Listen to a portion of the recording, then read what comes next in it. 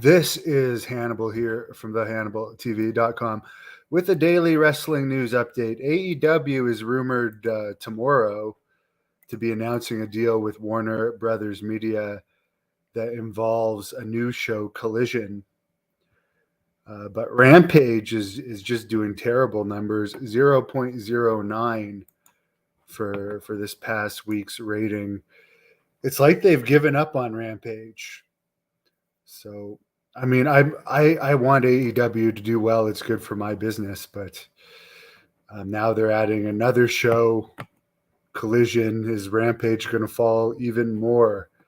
That remains to be seen. Francis Ngannou, who reportedly turned down over $10 million to fight John Jones in UFC. A lot of people say because he knew Jones was going to beat him, and he didn't want to take a loss like that, has signed with the PFL, where Jake Paul is fighting for now. I mean, whether he was going to lose or not to John Jones, he would have made enough money there where he might never have had to fight again. So I don't know if he made the right decision. I've heard he was offered as high as $18 million to fight John Jones in UFC because they were so desperate for a marquee opponent. Of course, Jones is saying now, after his Stipe Miocic fight this summer, he's probably going to retire. He decimated Cyril Gang in his first heavyweight fight. The other thing I got to say about the upcoming PFL fight between Jake Paul and Nate Diaz is I saw the press conference for it, and Nate Diaz appears to have serious concussion issues. And it's interesting because the captain, who I collaborate with on getting some shoot interviews from him, and I've posted some of his footage on this channel recently, told me when he had Nate Diaz for an autograph signing, he was not all there. He was suffering from concussion issues. So it's interesting that he's getting cleared to fight in this fight against Jake Paul, because this is not a guy that should be taking a lot more hits to the head. I'm no doctor though. Billy Graham is still alive. He's still on life support. One of his close friends, Mike, that operates his website, lives in Florida, and he's flying to see Billy Graham in Phoenix as we speak. So Valerie's going to be picking him up at the airport. One of the most impressive things about Billy Graham, other than being an amazing survivor, is he holds the highest percentage of main event sellouts at Madison Square Garden, 95%. He sold out 19 of 20 times as a Madison Square Garden headliner. It's higher than Bruno Sammartino's percentage of sellouts. And Bruno, Billy will even tell you, Bruno had the most sellouts, but not the highest percentage.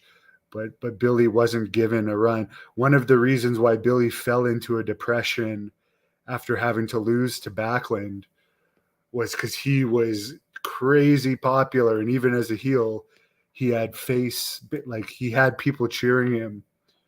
And if he had been made a babyface, he could have probably been he probably could have been a Hulk Hogan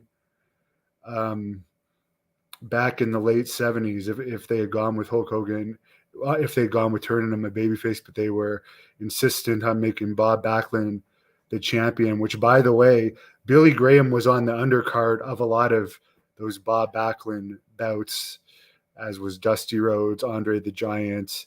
They really padded, even Bruno, they padded the undercard of those Backlund belts. He was still about cards to make sure they had good turnouts. But Backlund, I mean, he was most entertaining to me for his heel run in WWE. I respect him, but that was a terrible decision, and I understand why it had such bad effects on Billy. No, they're not going to cancel Rampage. They're going to keep it going. They have canceled Dark and Elevation, which were the exclusive YouTube shows, because apparently they're going to announce for AEW that it's going to be now exclusive to Warner Brothers Discovery. Now that won't include Ring of Honor. That's a separate company. Not that, I mean, they're separate entities, but obviously the companies mix all the time. But Rampage is still going to be around. But it's like, I understand that they're going to have a third show, and this is really going to set up the company for success because it's going to give them a lot more money. But it's like, it's not like there's a crazy demand for a third show because the second show is getting really bad ratings. Like, keep in mind, Women of Wrestling gets around a 0.5, 0.6. So Rampage is only getting a little bit more than that, and Women of Wrestling is in syndication. The other one interesting thing I heard Dave Meltzer talking about today on Wrestling Observer Radio was that with UFC, they don't really care about losing stars. Like, for instance, Ngannou, they couldn't make a deal with him. They never really cared if he goes somewhere else. They're like, we're the big leagues, so why should we care? It's their loss if they leave. So Meltzer brought up, it'll be interesting if they have that same attitude with WWE stars, because if you remember, when AEW first came, they signed all these guys to huge contracts to avoid them jumping to AEW because Vince McMahon is extremely competitive and he didn't want AEW to exist. So he tried to do the best to lock everyone up to crazy contracts, which didn't last. They let a lot of those guys go and re-signed a lot of them to smaller contracts later. But it'll be interesting to see now with Endeavor taking over WWE if they're gonna let more people go than in the past, where they would have cared more about holding on to him.